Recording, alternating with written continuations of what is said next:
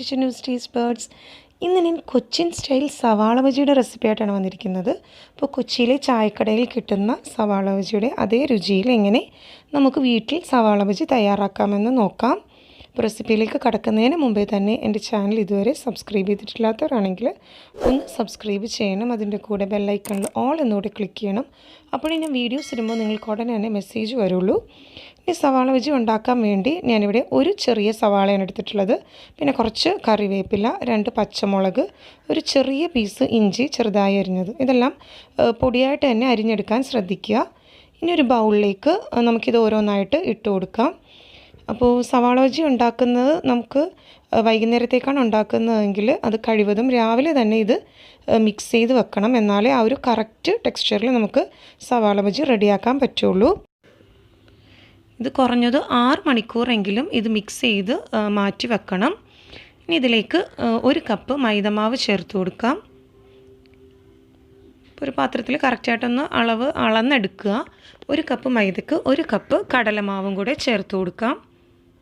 അപ്പോൾ രണ്ടും ഒരേ അളവിൽ വേണം മൈദയും കടലമാവും എടുക്കാനായിട്ട്. ഇതിലേക്ക് വേണമെങ്കിൽ 1 ടേബിൾ സ്പൂൺ അരിപ്പൊടിയും കൂടെ ചേർത്ത് കൊടുക്കാം. കുറച്ചുകൂടെ നല്ല ക്രിസ്പി ആയിട്ട് കിട്ടാൻ വേണ്ടിയാണ് അരിപ്പൊടി ചേർക്കുന്നത്. ഞാനിപ്പോൾ ഇവിടെ അരിപ്പൊടി ചേർക്കുന്നില്ല.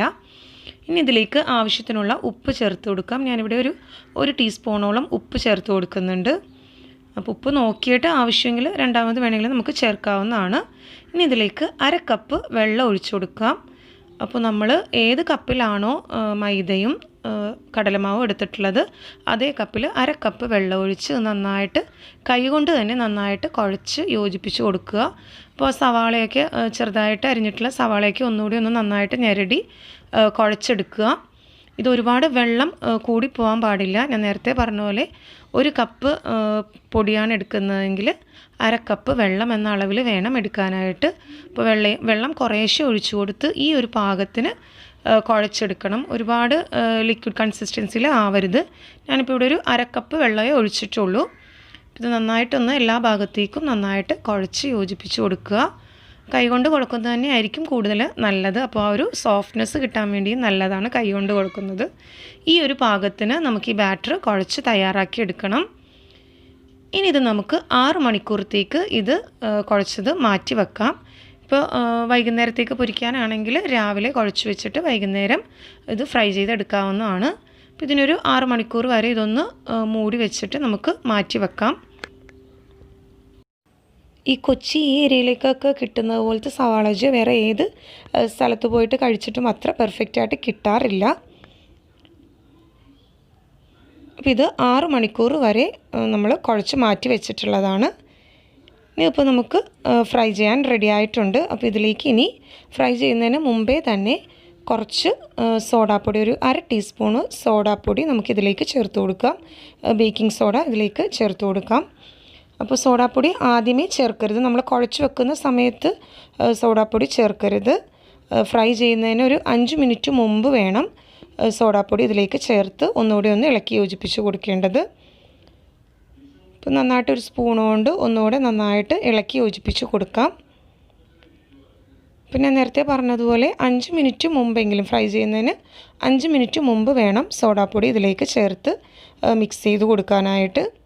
നന്നായിട്ട് ഇളക്കി യോജിപ്പിച്ചതിന് ശേഷം നമുക്ക് ഒന്നുകൂടി ഒന്ന് മൂടി വെക്കാം. എന്നിട്ടൊരു 5 മിനിറ്റ് കഴിഞ്ഞിട്ട് നമുക്കിത് ഫ്രൈ ചെയ്തെടുക്കാം. ഇപ്പോൾ 5 മിനിറ്റ് കഴിഞ്ഞിട്ടുണ്ട്. ഇനി നമുക്ക് ഫ്രൈ ചെയ്യാം.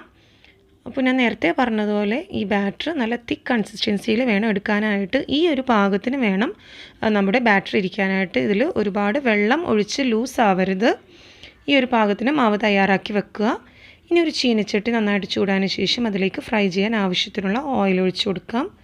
ഓയിൽ ചൂടായോ എന്ന് അറിയാൻ വേണ്ടി ഒരു നുള്ളു മാവ് അതിലേക്കൊന്ന് ഇട്ട് കൊടുക്കുക. ഓയിൽ നന്നായിട്ട് ചൂടായി വന്നിട്ടുണ്ട്. പിന്നെ നമുക്കൊന്ന് കോരി മാറ്റാം. അപ്പോൾ ഓയിൽ നന്നായിട്ട് ചൂടായതിന് ശേഷം വേണം സവാള ബജി പൊരിച്ച് കോരാനായിട്ട്. അത് പ്രത്യേകം ശ്രദ്ധിക്കുക. അപ്പോൾ ഹൈ ഫ്ലെയിമിലിട്ട് ഓയിൽ നന്നായിട്ട് ചൂടായതിന് ശേഷം ഫ്രൈ ചെയ്യുമ്പോൾ നമ്മളിത് ലോ ഫ്ലെയിമിൽ വെച്ചിട്ട് വേണം പിന്നെ ഫ്രൈ ചെയ്തെടുക്കാനായിട്ട്. കാര്യം അല്ലെങ്കിൽ ഉള്ള് വെന്ത് കിട്ടില്ല. സവാള ബജിയുടെ ഉള്ള് വേകാത്ത പാകത്തിനായിരിക്കും കിട്ടുന്നത്.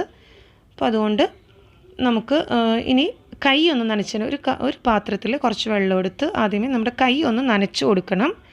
എന്നിട്ട് വേണം ഈ മാവ് കയ്യിൽ കുറച്ച് മാവെടുത്ത് ഒന്ന് ഒരു ചെറിയൊരു ഉരുള പോലെ ആക്കിയതിന് ശേഷം നടുവിൽ ഹോളിട്ടിട്ട് വേണം നമുക്ക് ചീനച്ചട്ടിയിലിട്ട് വറുത്ത് കോരി എടുക്കാനായിട്ട്. അപ്പോൾ മിക്കവർക്കും പരാതിയാണ് സവാള ബജ്ജി ഉണ്ടാക്കുമ്പോൾ നടുവിലത്തെ ഹോൾ ശരിയായി കിട്ടാറില്ല മിക്കവർക്കും. കുറച്ച് മാവ് കയ്യിലെടുത്തതിന് ശേഷം നടുവിലൊരു ഹോളിട്ടിട്ട് നല്ല തിളച്ച എണ്ണയിലേക്ക് ഇട്ട് കൊടുക്കുക. ഇനി വീണ്ടും കൈ ഒന്നുകൂടെ ഒന്ന് വെള്ളത്തിൽ മുക്കിയെടുത്തതിന് ശേഷം വേണം വീണ്ടും കുറച്ചുകൂടെ മാവ് കയ്യിലെടുക്കാം.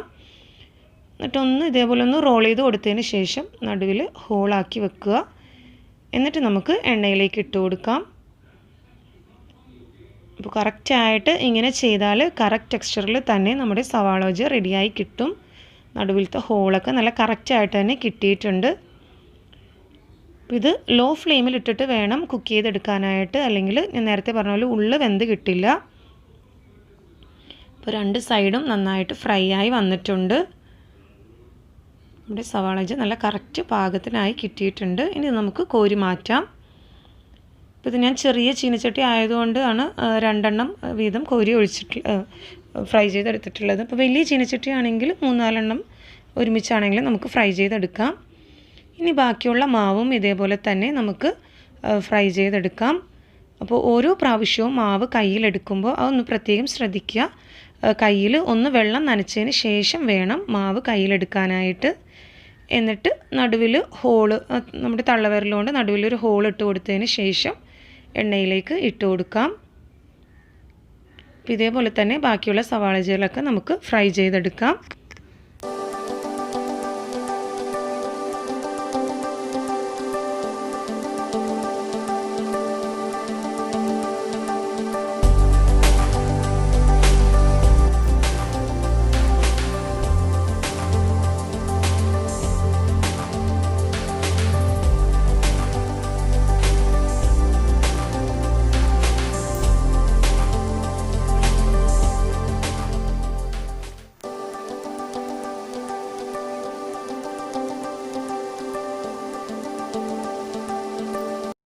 അപ്പോൾ നമ്മുടെ സവാള ബജ്ജി എല്ലാം റെഡി ആയിട്ടുണ്ട്. അപ്പോൾ എല്ലാവരും ട്രൈ ചെയ്ത് നോക്കുക.